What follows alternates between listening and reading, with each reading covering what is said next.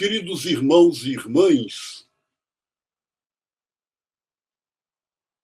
Semana da Mulher, quase como prolongando o Dia Internacional da Mulher, que foi segunda-feira. Para nós cristãos e cristãs, é muito importante porque a gente retoma uma coisa bíblica. A profecia na Bíblia começou pelas mulheres. E começou pelo cântico das mulheres, pela poesia das mulheres. Essa era a profecia. Míriam, irmã de Moisés. Débora era uma juíza. Ana, mãe de Samuel. Foram os primeiros textos proféticos e poéticos. Como é que a gente não vai recordar que o primeiro canto do Novo Testamento é o canto de Maria? Minha alma engrandece o Senhor. Então, vamos ouvir agora o relato de uma luta das mulheres que merece todo o nosso apoio, toda a nossa força e a nossa participação. Obrigada, Marcelo. E nós vamos agora continuar o nosso programa de hoje, quinta-feira, 11 de março. E nós estamos, vivendo ainda o prolongamento do dia 8 de março, o Dia Internacional da Mulher, um dia onde devemos celebrar as conquistas de direitos alcançadas, mas também continuarmos na luta, porque para nós, mulheres, ainda há muito a ser conquistado, ainda há muito direito a nos ser garantido e que a gente tem que lutar. E aí, no nosso programa de hoje, nós vamos conversar com uma pessoa que faz parte de um grupo que tem uma atuação fantástica aqui na cidade do Recife, e eu vou falar um pouquinho para vocês da história do grupo. No ano de 1975, a principal rede de televisão brasileira exibiu uma série infantil feita nos Estados Unidos chamada Mulher Maravilha, cuja protagonista era uma mulher dotada de superpoderes, com o propósito de ir introduzindo a ideologia capitalista na cabeça das crianças. A Mulher Maravilha é uma super-heroína, hoje em dia está nas telas de cinema, com superproduções mais arrojadas, não se pode dizer mais que os filmes são dirigidos para crianças, mas é aquela mesma heroína, continua aí, a Mulher Maravilha, E aí, um grupo de mulheres do bairro de Nova Descoberta, aqui do Recife, se reunia sempre para refletir, para buscar saída para os problemas que afetavam o bairro e também afetavam as suas vidas.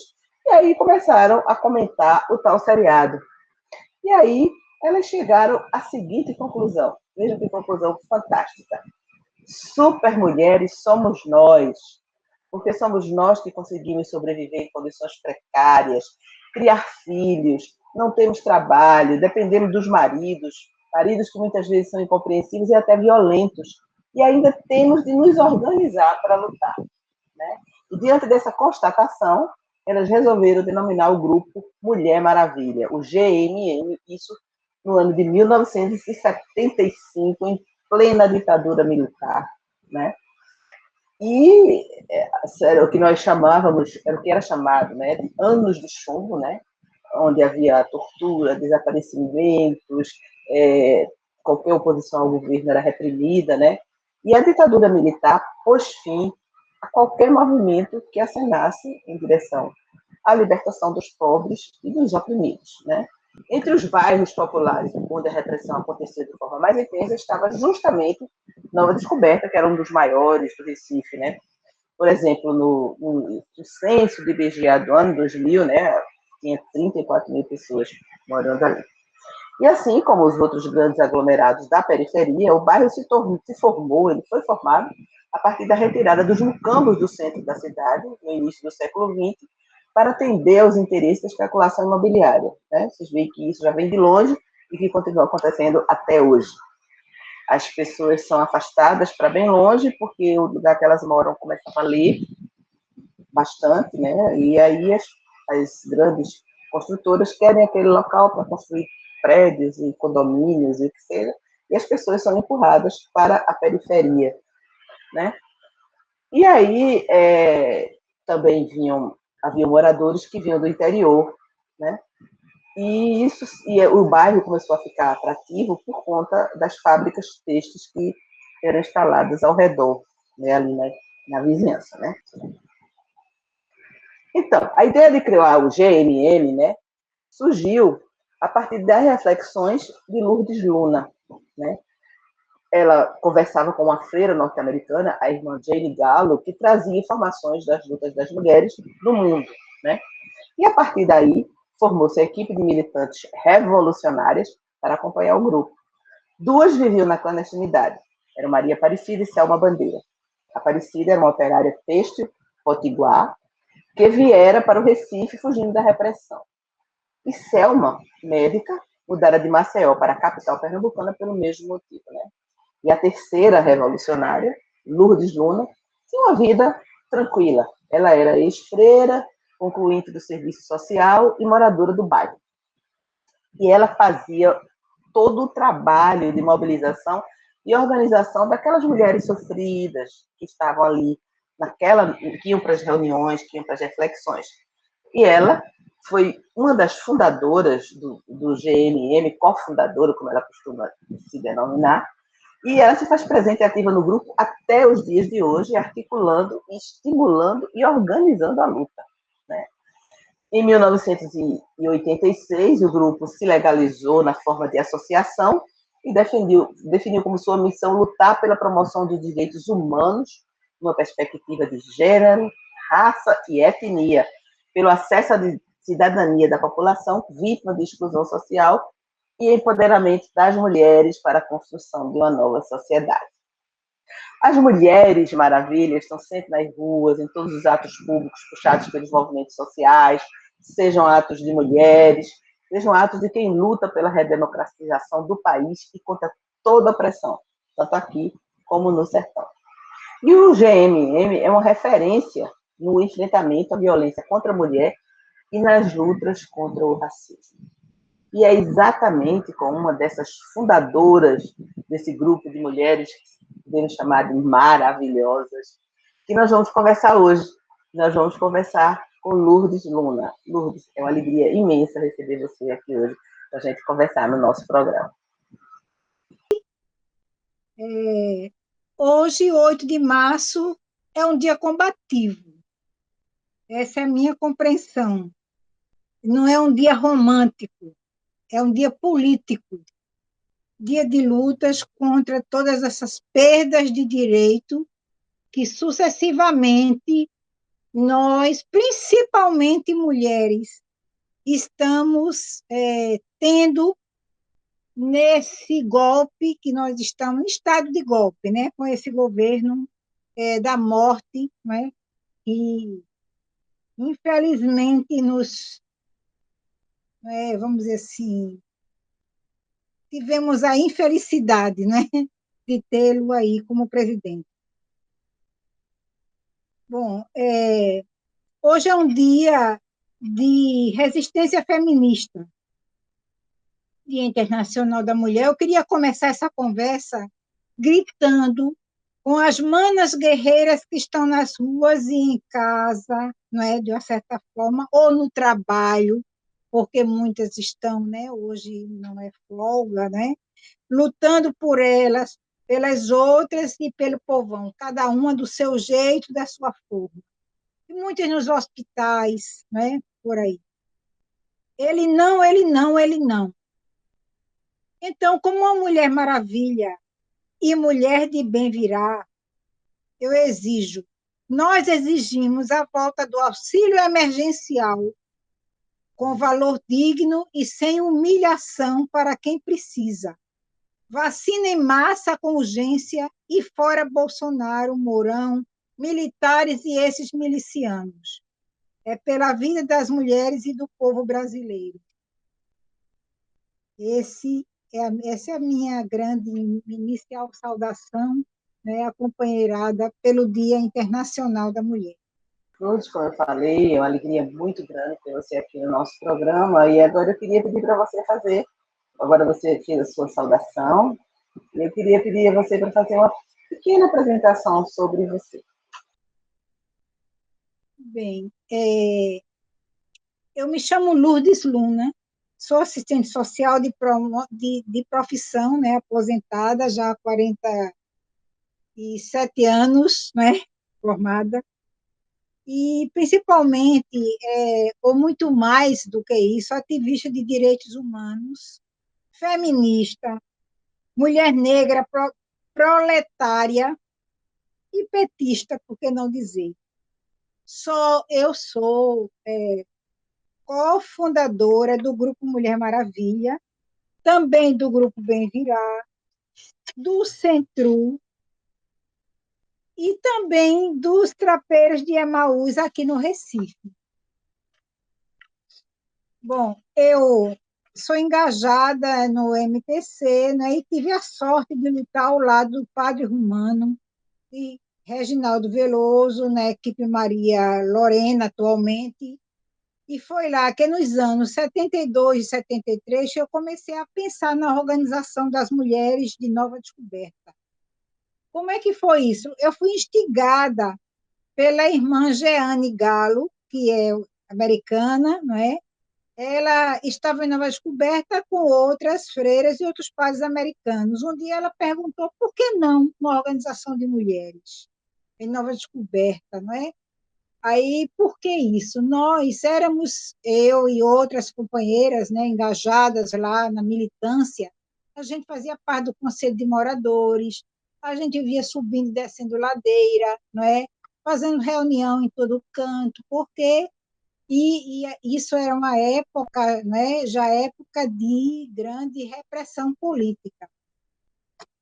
Então, mas e as mulheres? Aí, quando ela deu esse toque, então eu reuni algumas companheiras, né? E a gente começou a conversar, puxamos as outras e fomos puxando, e aí isso foi gerando, né, toda uma possibilidade de criação de Mulher Maravilha. Lourdes, fala um pouco para a gente como foi que começou a luta de vocês, como foi que o Grupo Mulher Maravilha começou a atuar em prol das mulheres e das suas conquistas e das suas lutas. Ora, a gente começava a observar a situação das mulheres, né? Sempre, mesmo comparando a questão dos homens, né? Por exemplo, no Conselho de Moradores, na luta da gente, eu diria que a gente era meio tarefeira, a gente não tinha nenhum cargo, né, de direção, nunca se pensou nisso, mas na hora de fazer os trabalhos, né, de subir ladeira, a maioria éramos nós mulheres. Foi no ano, justamente, decretado pela ONU, pela Organização das Nações Unidas, como o Ano Internacional da Mulher. Isto por quê? O reconhecimento da gravidade da situação das mulheres no mundo e para estimular que todos os países intensificassem medidas no sentido de promover a igualdade entre homens e mulheres com plena participação feminina no desenvolvimento e ampliação do seu papel. É interessante, né? Então, vejamos, já vai fazer 46 anos e essa história, não é, continua, essa desigualdade, né, no trabalho, na vida toda, entre homens e mulheres. Né? E cada vez, talvez, quer dizer, os problemas que as mulheres padeciam na época, né, falta de política, Nova Descoberta, então, periferia, eu diria que era pobreza total, né? Falta de água, as mulheres morando lá em cima nas ladeiras, tendo que levar, né, lata d'água na cabeça, essa coisa era um horror, não tinha creche, quer dizer, as mulheres não tinham possibilidade de estudar, a maioria com muito pouco estudo. Então, era uma situação muito difícil. Sem falar na falta do entendimento dos próprios direitos, a falta do entendimento do que era violência, né? e do que era essa questão de autonomia, de poder fazer o que realmente, assim, enquanto pessoa humana, enquanto mulher, teriam os direitos. Aí foi por isso que a gente resolveu, né, começar a conversar com elas. E nessa conversa, eu queria dizer que logo no começo também, a gente teve um apoio muito importante, que foi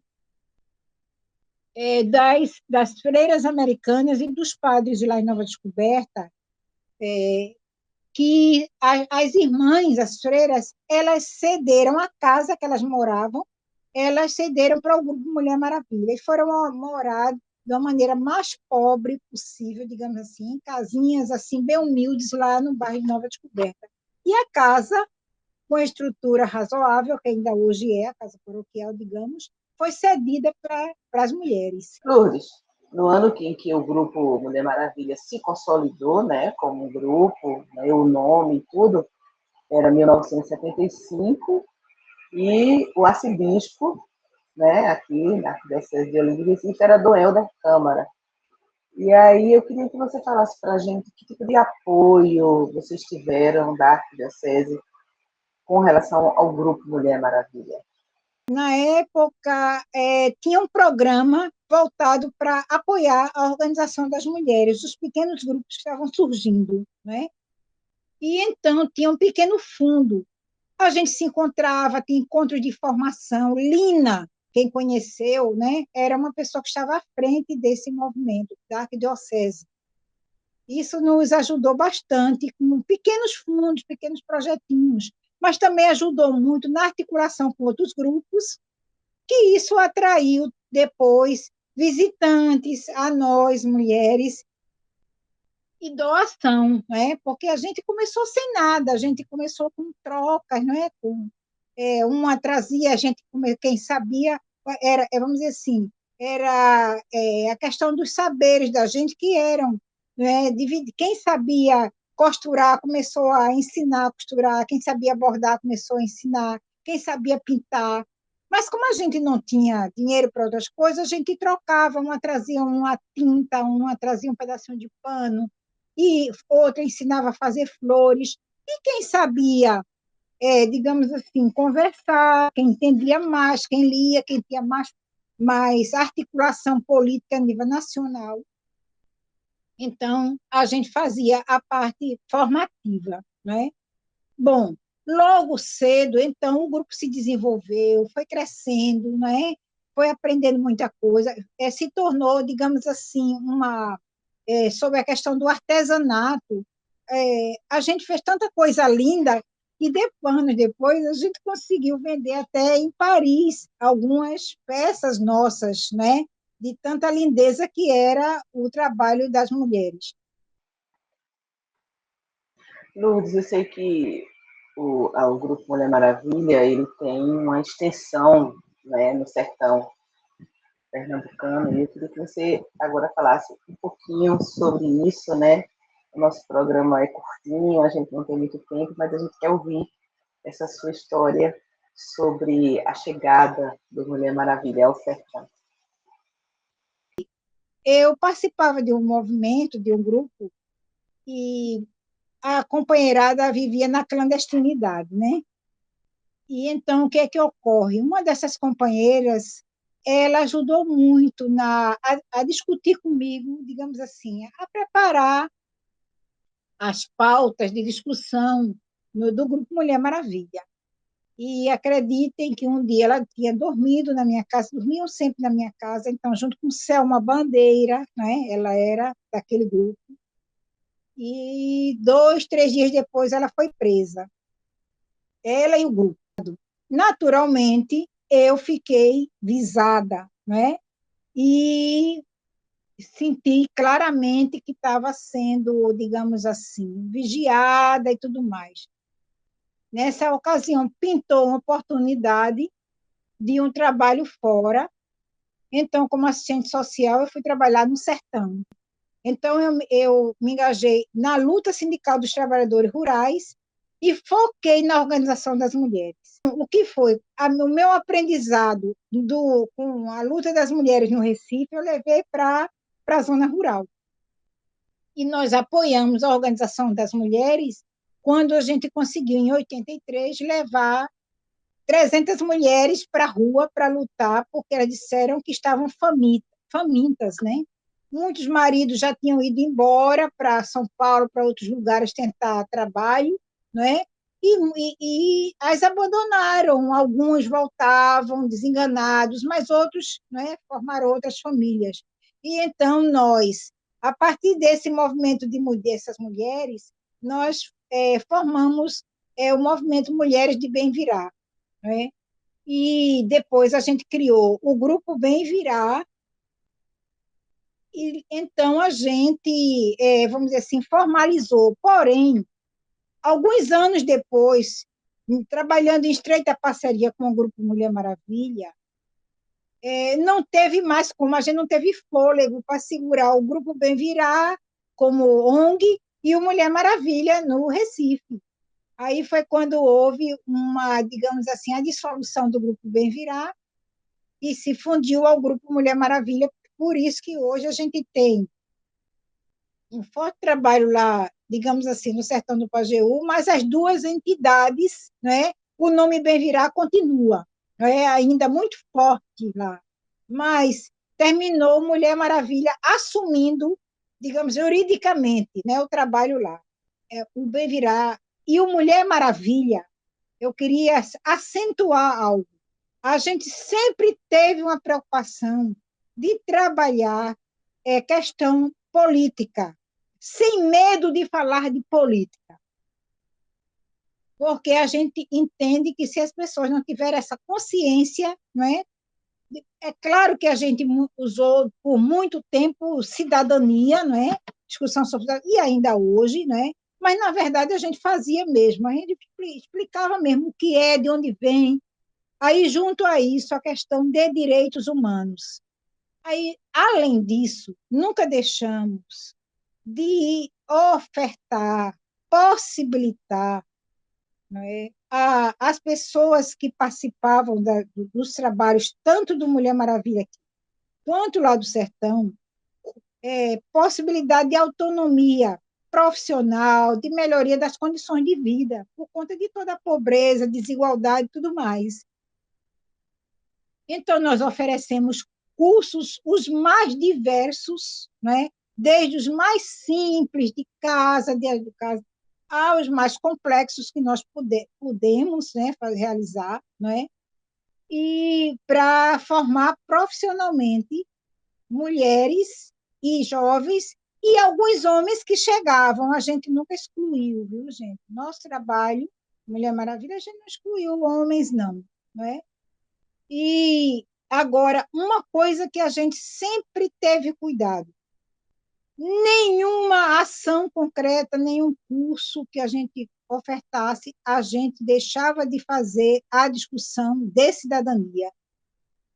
Então, a gente acredita que o grande resultado que nós obtivemos mais tarde, né, de pessoas inseridas no mundo de trabalho, de mulheres rompendo, a questão da violência contra a mulher, terrível, que nós logo, né, abraçamos essa causa, seríssimo, né, tanto em Nova Descoberta e aqui no Recife, e não nos enganemos tanto também lá no sertão, né? Então, a questão do racismo, terrível, e as pessoas com vergonha, as pessoas diziam mil coisas para falar da cor dela, desde café com leite, desde marrom, desde não sei o quê, menos dizer que eram negras, né?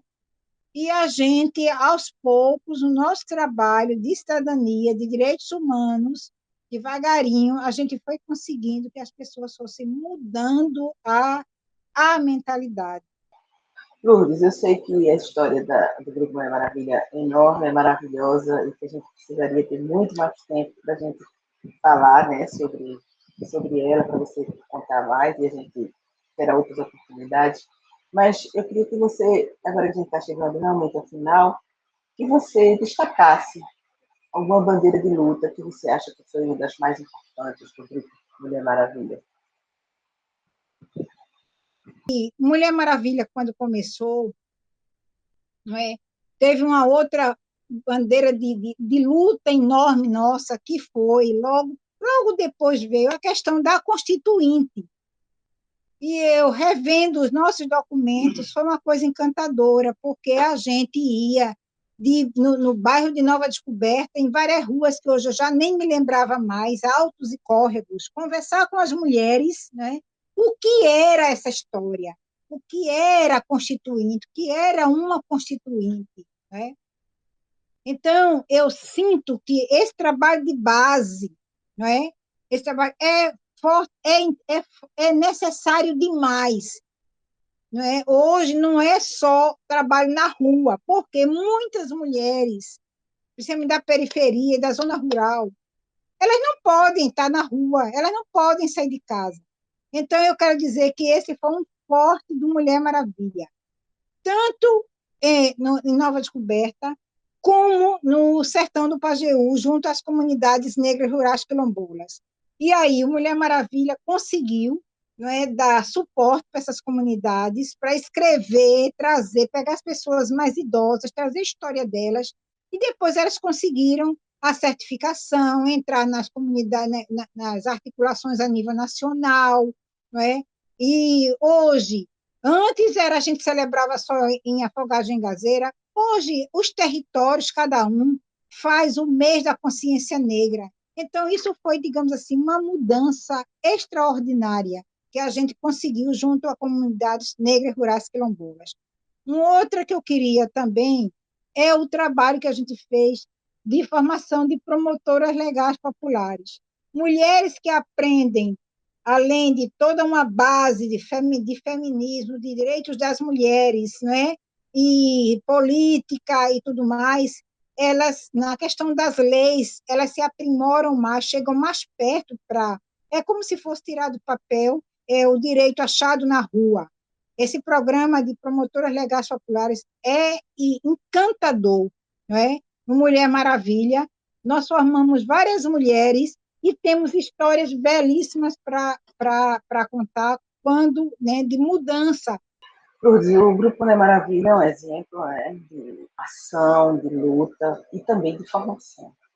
E vocês têm, eu sei que vocês se basearam muito no método Paulo Freire, né, só para ajudar a alfabetizar lá no sertão, né, ou mesmo aqui na cidade, mas para a realização dos cursos que vocês davam, né?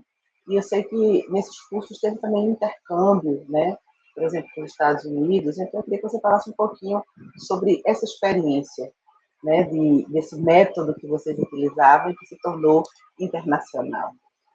Então, a nossa metodologia foi sempre pautada nisso, e ela foi tão forte que o grupo dos Estados Unidos veio para o Brasil, procurou Mulher Maravilha por conta da metodologia da gente, e passaram por nós, digamos assim, mais de 60 jovens, né, de vários países, fazendo formação. Uma delas hoje é associada do Mulher Maravilha e se tornou, digamos assim, hoje é uma doutora, professora, né? E ela disse que a linha dela, libertadora, que inclusive ela faz parte da comissão internacional do MST, foi inspirada no trabalho do Grupo Mulher Maravilha. Lourdes, a gente sabe que a situação de ONGs, pelo menos aqui no Brasil, não é muito fácil, né? Como você mesmo já havia comentado, são muitas ONGs, a concorrência é muito grande, a situação vai apertando e os recursos vão escasseando. Como é que vocês conseguem sobreviver, sobretudo agora, nesse tempo da pandemia?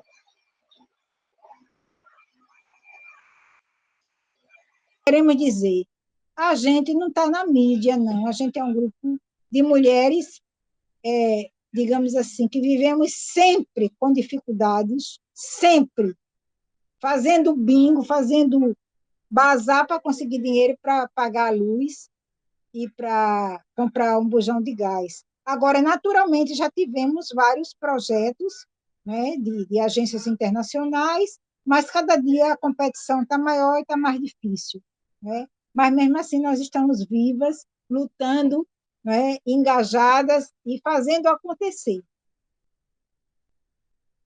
Na pandemia, é lógico, nós ouvimos de imediato, ouvimos clamor, pessoas batendo na porta do Mulher Maravilha dizendo: estou com fome, nas primeiras semanas do ano passado.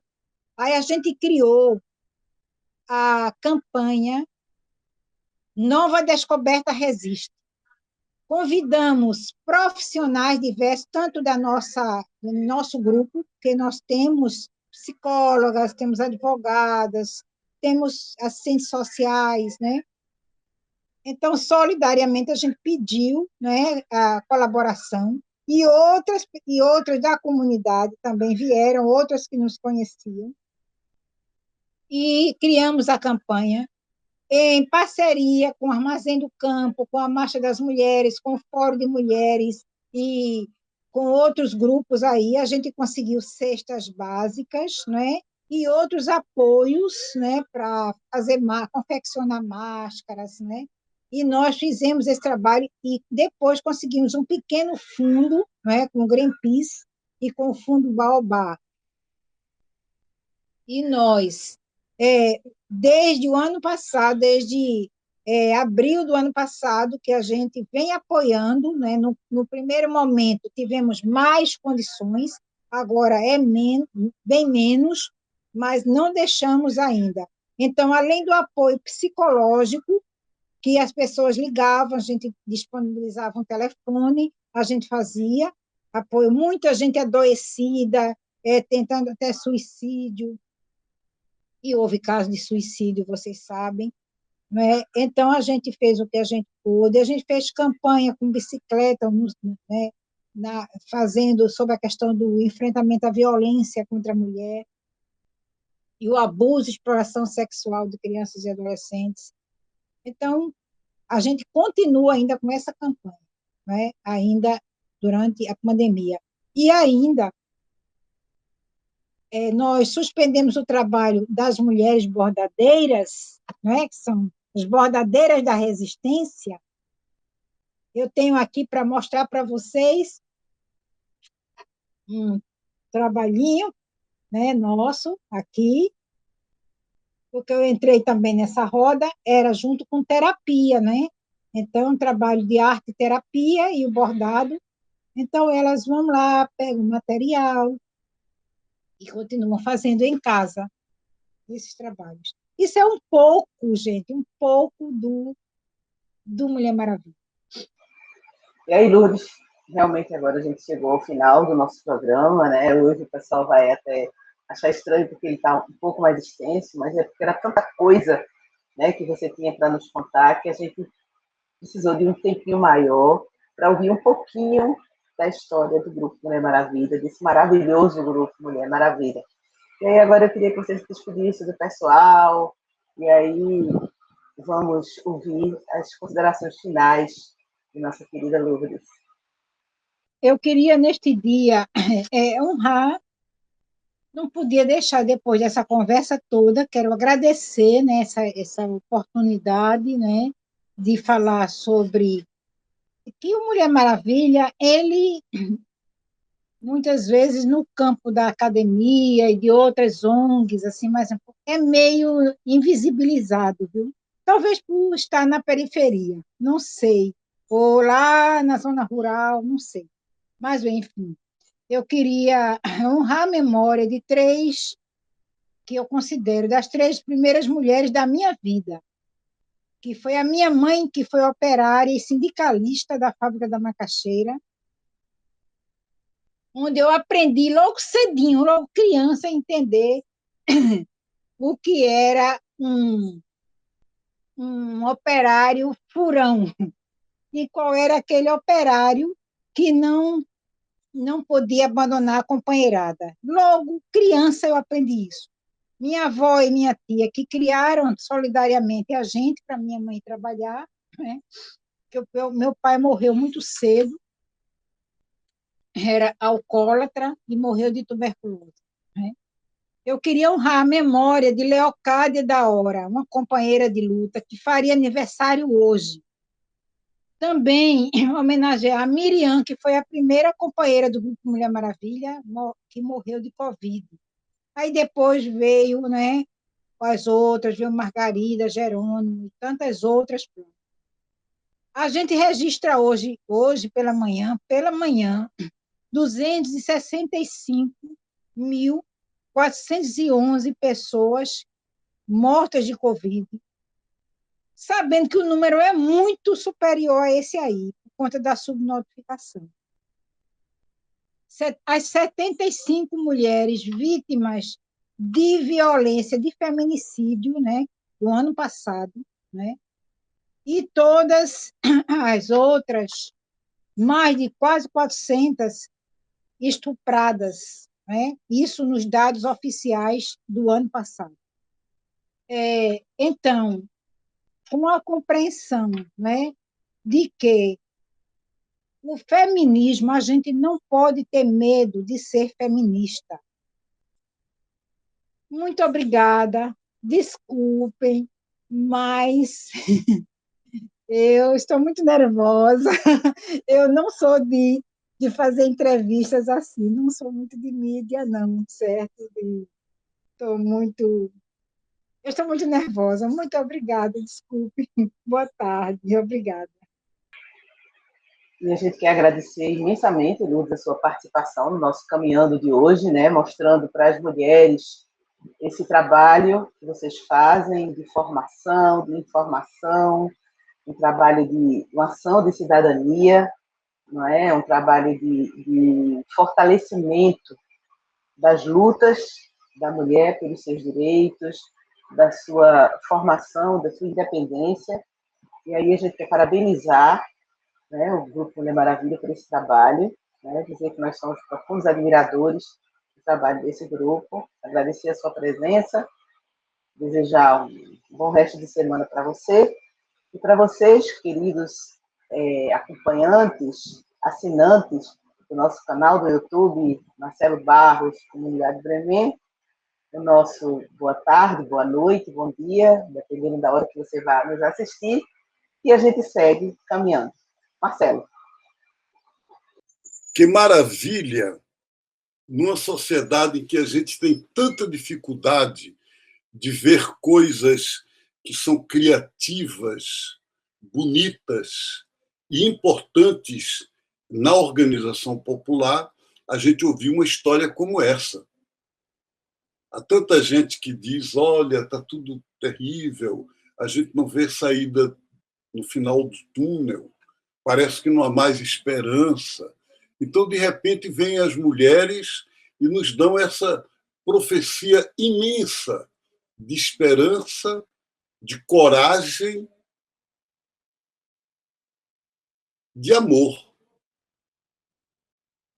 É Quaresma, estamos preparando a Páscoa, elas vivem essa preparação e festa pascal nessa organização de uma mulher maravilha, que sejam todas as mulheres do mundo, porque elas são mulher maravilha.